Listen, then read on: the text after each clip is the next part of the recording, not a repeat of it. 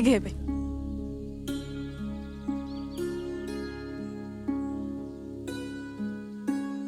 P बाळा P.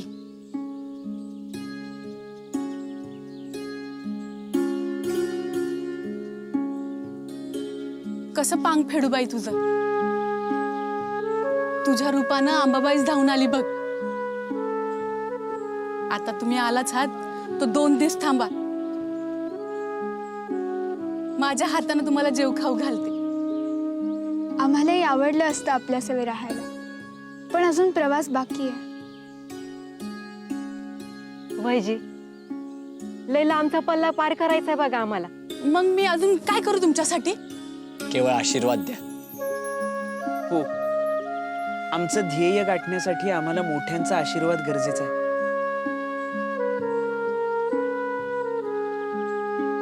अहो, आमचा आशीर्वाद तुमच्या पाठीशी आहेच की. चला. बर चला, मी बैलगाडीतनं पुढपर्यंत सोडतो तुम्हाला.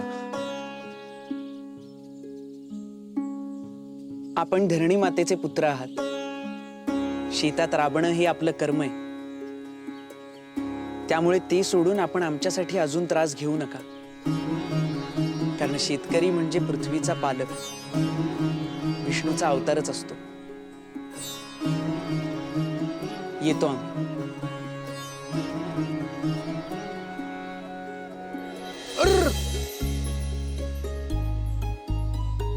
चला.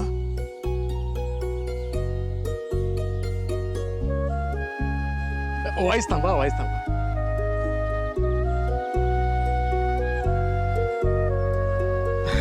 घ्या, ठेवा. हो. अहो, लय लांबचा प्रवास गाठायचा आहे, ठेवा. हो, पण हे काय आहे? अहो, हिच्या आजच्या भाकऱ्या आहेत. घ्या. आता हातानं भरू शकत नाही. निदान माझ्या हातचे 2 घास पोटात तरी जाऊ द्या.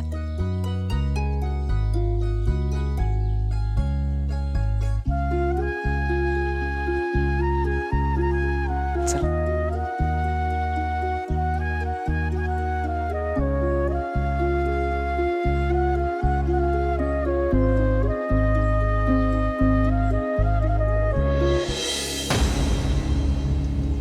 ही कार्टी काय गप बसणारातली नाही.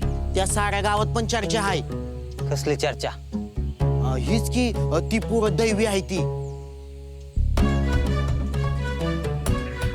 अव त्या बैल मालकानं आणि शेतकऱ्यांना त्यासनी घरी घेऊन गेलेत. आता फक्त गावात त्यांची पूजाच करायची बाकी आहे. असं असेल तर त्या कार्ट्यांना पैठणची वाट सोडून नरकाची वाट धरायला लावतो की नाही ते बघ.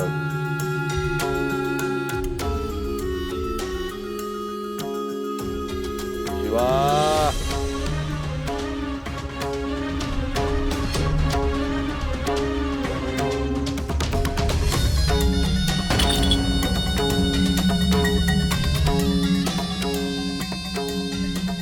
आता बघूयात ना ती कार्टी कुठला तंत्रमंत्र आणि दिव्य करतात ते.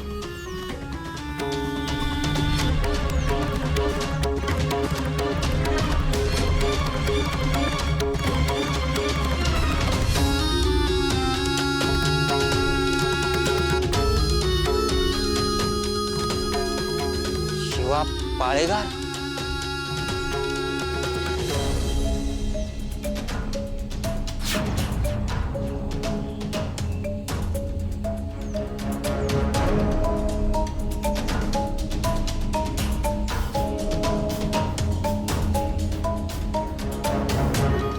अवधानी, हे आघोर कृत्य करायची आवश्यकता आहे का. आवश्यकता आहे. अरे नुसतीच आवश्यकता नाही, नितांत आवश्यकता आहे. शिवा, ये ये.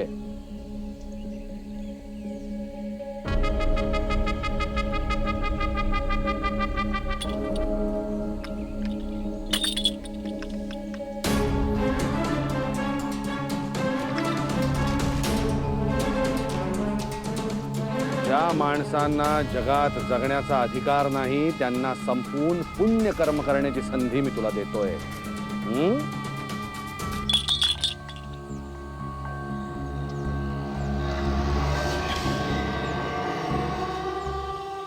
त्या विठ्याच्या चारही आगाऊ कार्ट्यांना त्यांच्या आई बापाकडे धाडण्याचं कार्य मी तुझ्याकडे सोपवतोय. आणि याबद्दल तू स्वप्नातही पाहिलं नसशील इतकं मोल मी तुला देईन. मालक, तुमचा शब्द आणि तुम्ही दिलेलं कार्य हेच माझ्यासाठी मोलाचं आहे. आता ऐक,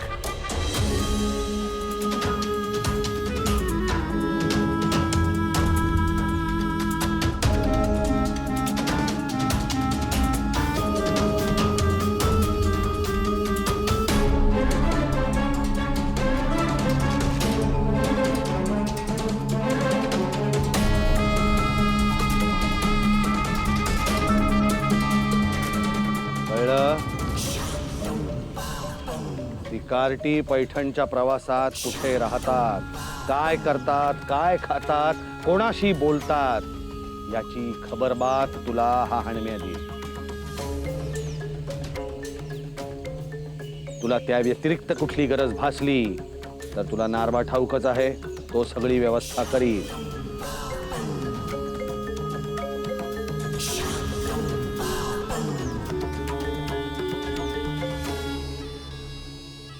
पण शिवा ती कार्टी जिवंत राहता कामा नयेत, समजलं? वयजी, हे घे.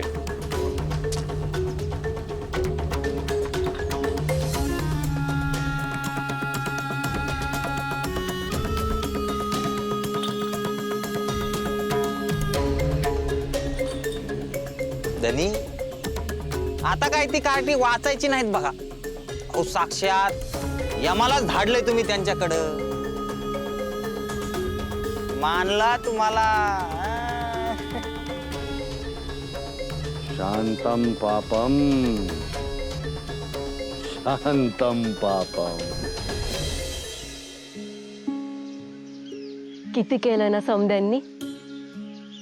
या कोंदूरगावची माणसं लई मायाळू आहेत, है ना? हो ना. ध्यानी मनी नसताना ती माणसं भेटली आणि आपली होऊन गेली. आई नेहमी म्हणायची, एखाद्या जीवाला माया लावली की तो आपला होऊनच जातो. मग त्याच्या चेहऱ्यावर नकळत हास्य फुलून येतं. आणि त्याच हास्यात कितीतरी दुःख लपवायचं बळ असतं. हो, आणि बरं का मुक्ती, ज्यांना दुसऱ्याचं दुःख वाचण्याची आणि स्वतःचं दुःख लपवण्याची कला जमली, त्यांना जगण्याचा खरा अर्थ कळला. ज्ञाना, तू एवढं समज सोपं करून सांगतो ना की माझ्या वाणी आड्याने बाईला बी एकदम झटकन समजून जाते बघ. काय रे बाबा, कुठं शिकला एवढं समज? जीवन नावाच्या ग्रंथातून शिकतोय. सोपान दादा, आपली ग्रंथांची झोळी कुठे आहे? ते मी बहुधा त्या शेतकरी कुटुंबाच्या घरीच विसरलो. मी आत्ता जाऊन घेऊन येतो लगेच. मी पण येते तुझ्या सवय. अगं तू कशाला येतेस? मी जातो एकटा. अगं थांब, म्या जाऊन घेऊन येते. या शिवाऱ्याच्या वेगानं जाते आणि आणते बघ. थांबा, मी जातो. तुमच्या सगळ्यात यात्रेचा जास्त अनुभव मला आहे. आणि वडीलधाऱ्या माणसांनी सांगितलेलं ऐकायचं असतं. मी जातो. हो, पण वडीलधाऱ्या व्यक्तींना विश्रांती द्यायची असते, त्यामुळे आम्हीच जातो. गुरुदादा, आता तूच सांग, पण ग्रंथ आणण्याची खरंच आवश्यकता आहे का? म्हणजे रे काय गुरुदादा? बैस. दादा, अरे ती झोळी. सोपाना, बैस. मुक्ते, तूही बैस.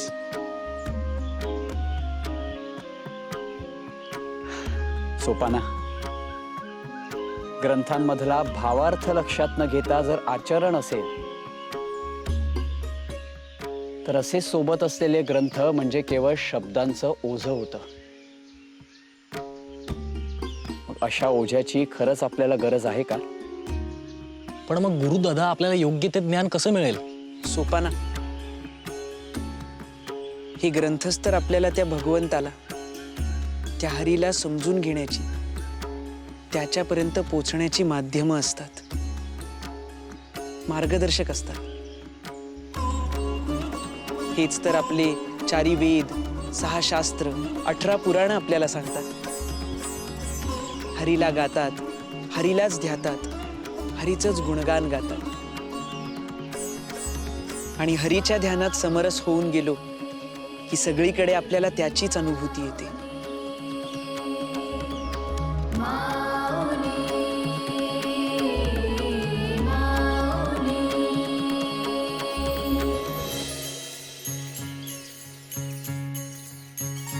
चहुवेती जाण साही शास्त्री कारण, चहुवेती जाण साही शास्त्री कारण,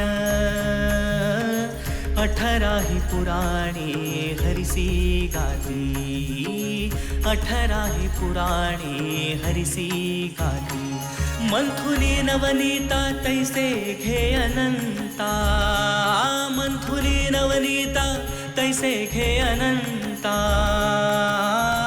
वाया व्यर्थ कथा सांडी मारू, एक हरि आत्मा जीव शिव सम, एक हरि आत्मा जीव शिव सम. वाया तू दुर्गमान घाली मन, ज्ञानदेवा पाठ हरी हा वैकुंठ, ज्ञानदेवा पाठ हरी हा वैकुंठ. भरला घनदाट हरी दिसे, हरी मुखे म्हणा, हरी मुखे म्हणा, हरी मुखे म्हणा, हरी मुखे म्हणा. पुण्याची गणना कोण करी, पुण्याची गणना कोण करी. पांडुरंग हरी, पांडुरंग हरी, पांडुरंग हरी, पांडुरंग हरी, पांडुरंग हरी, पांडुरंग हरी. तुम्ही इथं आहे बाय, बरं झालं. मला वाटलं गेला पुढच्या प्रवासाला.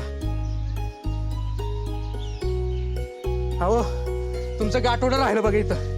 या लेकराचं ध्यान गेलं म्हणून बरं झालं. आता ते लेकरू आहे, त्याला काय कळतंय? उलगडून बघत होता काय आहे त्यात म्हणून. बरं झालं आमच्या हिचं लक्ष गेलं. गाठोडं घेऊन लगेच आलो इकडे बघा. त्या हरीला साऱ्या जगताची चिंता, म्हटलं तर नाही आणि म्हटलं तर मोठा अमूल्य ठेवाय हा.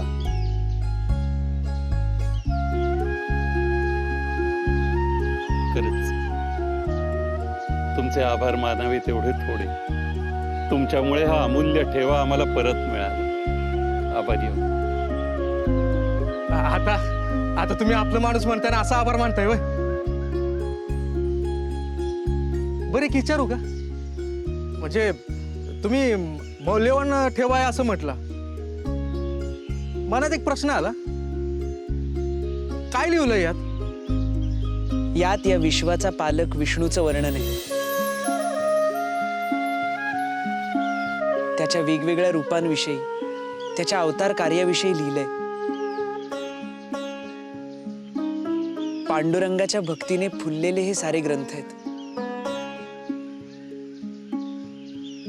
यातच काय तर सगळीकडे केवळ त्याचाच दरवळ आहे आणि वावर आहे. पांडुरंग हरी, पांडुरंग हरी, पांडुरंग हरी, पांडुरंग हरी. चला येतो. काळजी घ्या. तुम्ही बी. पांडुरंग हरी, पांडुरंग हरी. चला आपणही निघूया. हा प्रवास माणसांची वेगवेगळी रूपं दर्शवणार असं दिसतंय.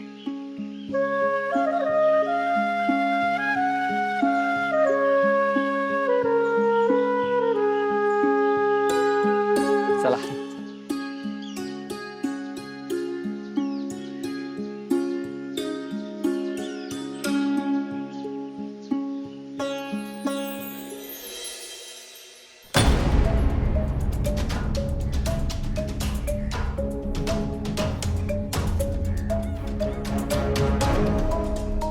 अलख निरंजन.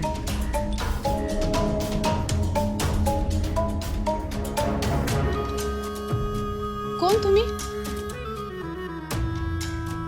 गावात नौकी दिसताय. मी ईश्वराचा निस्सिम भक्त आहे. हे तर म्या ती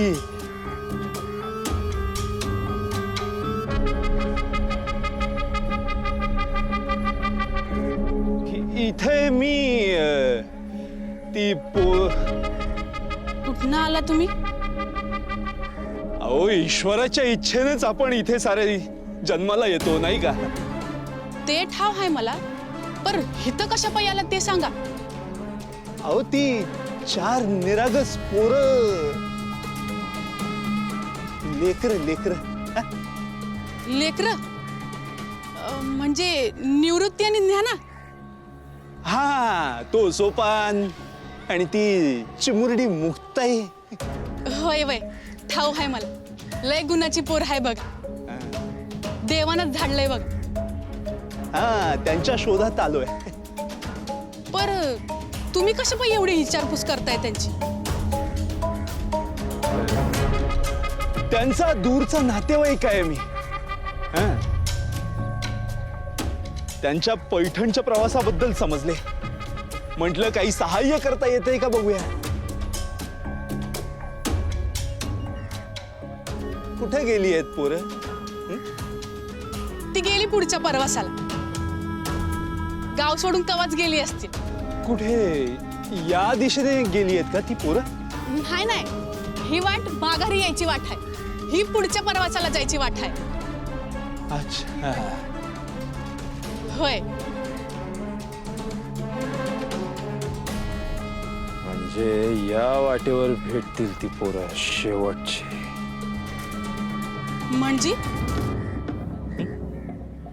म्हणजे आता इतका पायी प्रवास करून आलोय. म्हटलं पोरं भेटतील, पण महिने झाले पोरांची गाठभेटच होत नाही. आता भेटतील ती पोरं, मनाला कसं बरं वाटेल. येतो.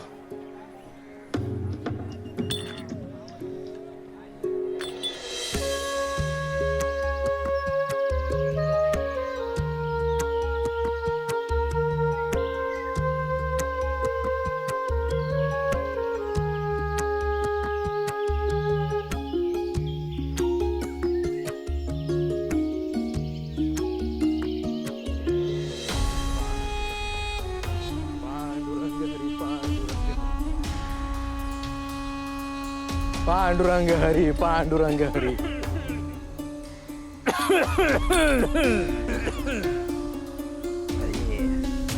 अहो, कोण तुम्ही? कुठलं गावचं? तुम्हाला काय त्रास वगैरे होत आहे काय?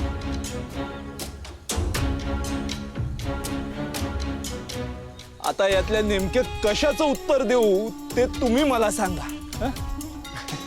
ते आपलं मी काळजीपोटी पुसलं.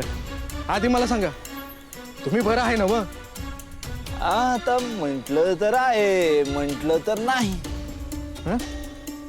म्हणजे पायी चालून चालून गुडघे भरून आले तो. एकदम ठणकायला लागले म्हणून बसलो इथे. आई आई आई आई, शोध घेऊन घेऊन पार दमायला झालंय. शोध कुणाचा?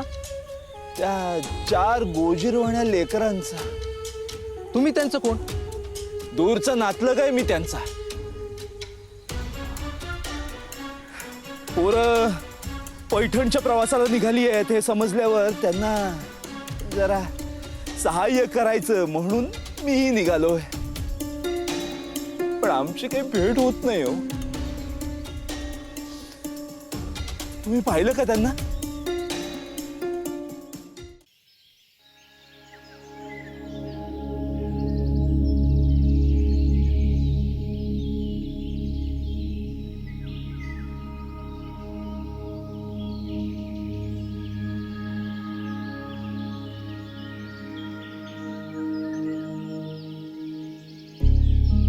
सहदेव काका, तुम्ही?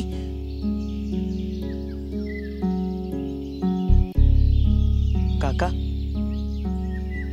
काय झालं? सगळं व्यवस्थित आहे ना? वय वय समजा ठीक आहे. लेकर आहेत ना, झाडाखाली बसलेत. हा वय भेटलो मी समजा ना. ती म्हणली तू इकडे सरपणाला गेलाय, तुझ्याशीच बोलायचं होतं. तडक इकडे आलो बघ. काका, काय झालंय? कुठं काय? तुम्ही म्हणताय की सगळं व्यवस्थित आहे, पण तसं दिसत नाहीये. सांगा ना काय झालंय? काका, मी तुम्हाला लहानपणापासून ओळखतो. तुम्ही इथे आलेला बघून मला खरंच खूप आनंद झालाय. पण इतक्या तडक आणि तेही घोड्यावरून तुम्ही इथे आलायत, म्हणजे कारणही तसंच असेल, हो ना? होय, कावेरीला माघारी घेऊन जायला आलोया आळंदीला. का? माईची तब्येत लय बिघडली. अरे मायला उठवत नाही आता, खाटच धरली तिनं. कावेरीला परत घेऊन जाणं बिगर काय पर्याय नाही बघ. कावेरी म्हणते ती लेकरांजवळच थांबणार. अरे मामा बी संकट आलाय. आल्या धरणं तुम्हाला लेकरांना बोल लावतोय. कावेरीला काय ते ऐकलं नाही बघ. खरं सांगायचं तर मला बी ते समजा ऐकवलं नाही, म्हणून मी इकडं आलोया.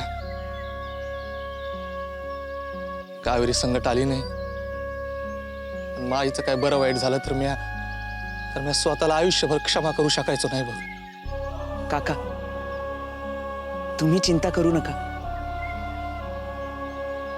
मी बोलतो मावशीशी. आत्ता या क्षणी आमच्यापेक्षा तुमच्या घराला जास्त गरज आहे कावेरी मावशीची. आई बाबा असते तर त्यांनीही मावशीला हेच सांगितलं असतं. अरे पर त्या सोपानोन्मुक्ताची काळजी वाटते रे. मावशी बिगारते. काका, मी आणि गुरुदादा आहे ना, आम्ही समजावतो त्या दोघांना. चला, आपण जाऊया तिकडे. होय, चल.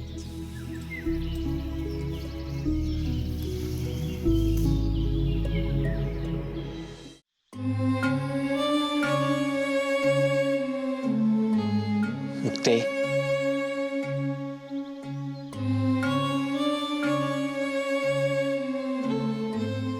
मुक्ते, अगं बाळा, नको रडूस. पण गुरुदादा, तू समजावला असतास तर थांबली असती ना मावशी. ते अगं बघितलंच ना, सहदेवचा मामा कसं बोलत होता ते. कशी थांबली असती ती. कावेरी तुम्हाला आपली पोरं मानते. आपल्या लेकरांना असं बोललेलं कुठच्या मायला सहन होईल?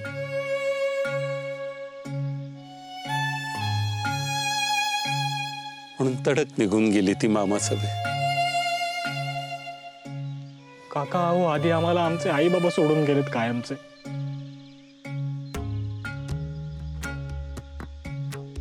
आणि आता कावेरी मावशी ही हा प्रवास अर्ध्यावरच टाकून गेली.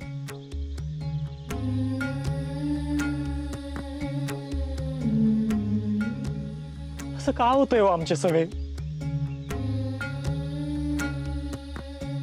गुरुदादा, आपले सगळेच असं का घडतंय?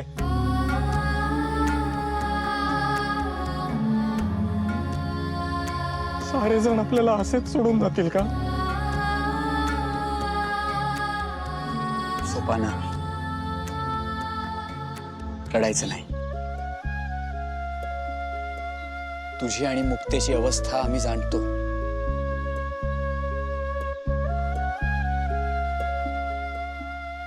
लेकरांना आई बाबा नसणं ह्या वेगळं मोठं दुःख या विश्वात नाही. पण जे नियतीच्या मनात आहे ते होणारच. ते तू काय मी काय कोणीही थांबवू शकत नाही. आणि तसा प्रयत्नही कोणी करू नये. सोपाना, मुक्ते, आई बाबा आपल्याला सोडून गेले हे जरी खरं असलं तरी ते आपल्या सवे असताना त्यांनी आपल्यावर केलेली माया आपण कधीही विसरू शकत नाही. पण मग कावेरी मावशी तरी? मुक्ते,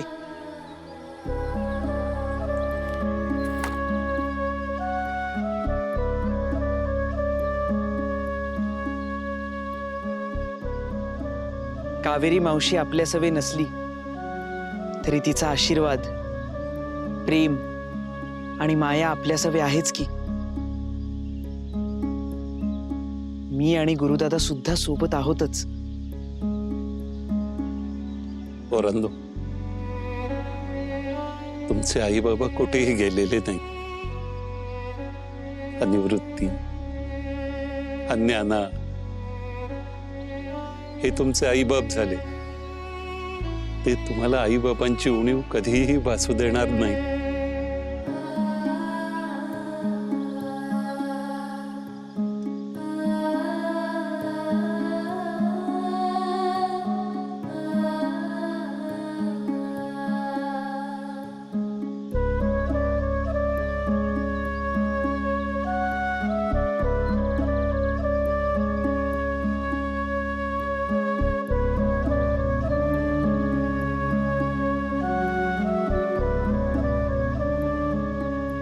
गुरुदादा, ज्ञानदादा,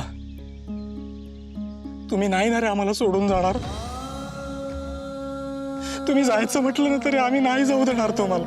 हो, नाही जाऊ देणार तुम्हाला.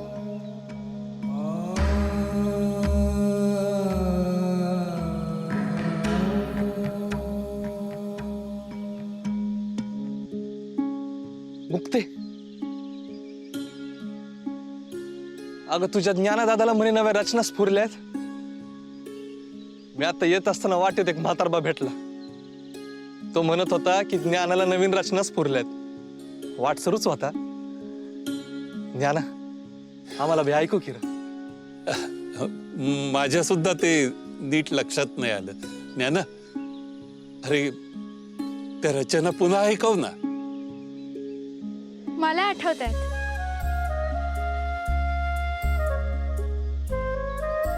देवाची ये द्वारी उभा क्षणभरी, तेणे मुक्तिचारी साधी येल्या. हरिमुखे म्हणा, हरिमुखे म्हणा, पुण्याची गणना कोण करी. देवाची ये द्वारी उभा क्षणभरी,